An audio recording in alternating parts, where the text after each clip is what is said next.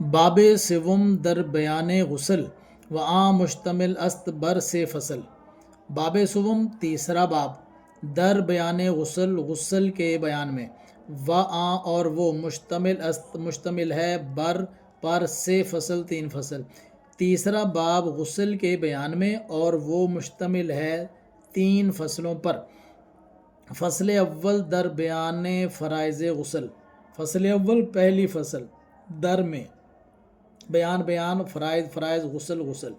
پہلی فصل غسل کے فرائض کے بیان میں، یہ جو درمیان نیچے زیر آ رہی ہے نا، میں اس کا ترجمہ کر رہا ہوں کہ غسل کے فرضوں کے بیان میں ہر کے بعد دانش و تمیز بود، فرض در غسل او سے چیز بود۔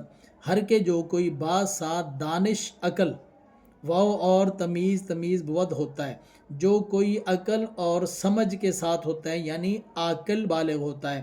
فرض در میں غسل او اس کے غسل میں سے تین چیزیں بود ہوتی ہیں، اس کے غسل میں تین چیزیں فرض ہوتی ہیں۔ جو بندہ عاقل ہے، بالغ ہو گیا اور وہ عاقل ہے، تمیزدار ہے، تو اس کے غسل میں تین چیزیں فرض ہیں۔ آب در بینیو دہاں کردن، بر ہما عضو خود رواں کردن۔ آب پانی، در میں یہ بینی پھر آ گیا ناک، واو اور دہاں منہ، کردن کرنا، پانی ناک میں اور منہ میں کرنا، یعنی ناک میں اور منہ میں پانی ڈالنا، کلی کرنا اور ناک کی نرم ہڈی تک پانی پہنچانا۔ بر پر ہما تمام عضو خود اپنے عضو، اپنے تمام اعضاء پر رواں جاری کردن کرنا، اپنے تمام اعضاء پر یعنی پورے جسم پر پانی جاری کرنا۔ یہ ہے تین فرائض غسل کے۔ نمبر 1 کلی کرنا، نمبر 2 ناک میں پانی چڑھانا، اور نمبر 3 پورے جسم کو دھونا۔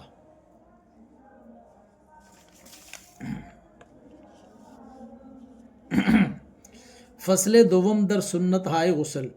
فصل دوم دوسری فصل در میں سنت ہائے، یہ دیکھیں نا، سنت کی جمع سنت ہائے غسل کی سنتوں کے بیان میں، یعنی دوسری فصل غسل کی سنتوں کے بیان میں ہے۔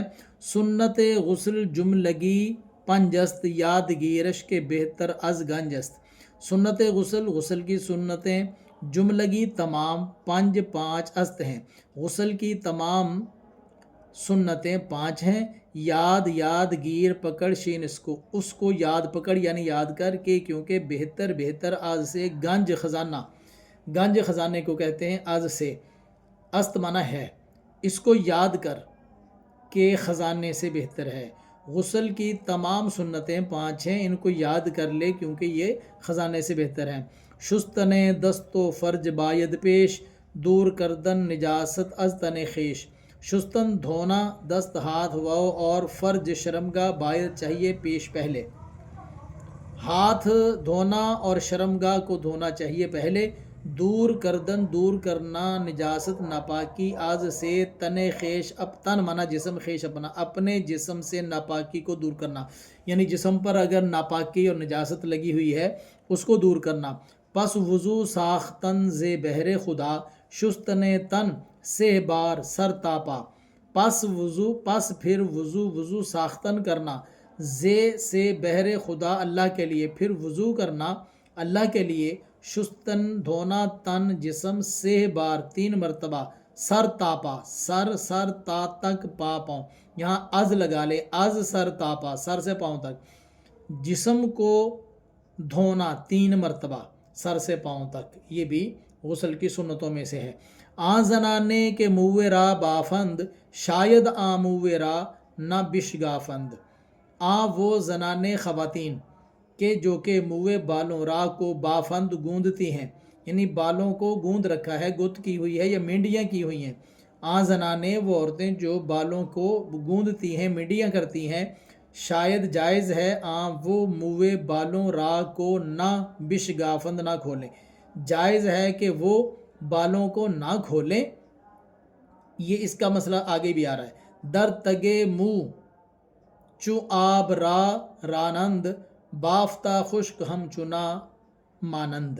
در میں تگ کہتے ہیں جڑ کو، منہ بال کی جڑوں میں، چوں جب، آب پانی، را کو رانند بہا لیں گی، پانی पानी जब बालों की जड़ों में बहा लेंगी, बाफ्ता गुंदे हुए मिडियाँ की हुई, खुश्क सूखी हम चुना उसी तरह मानंद रह जाएंगी।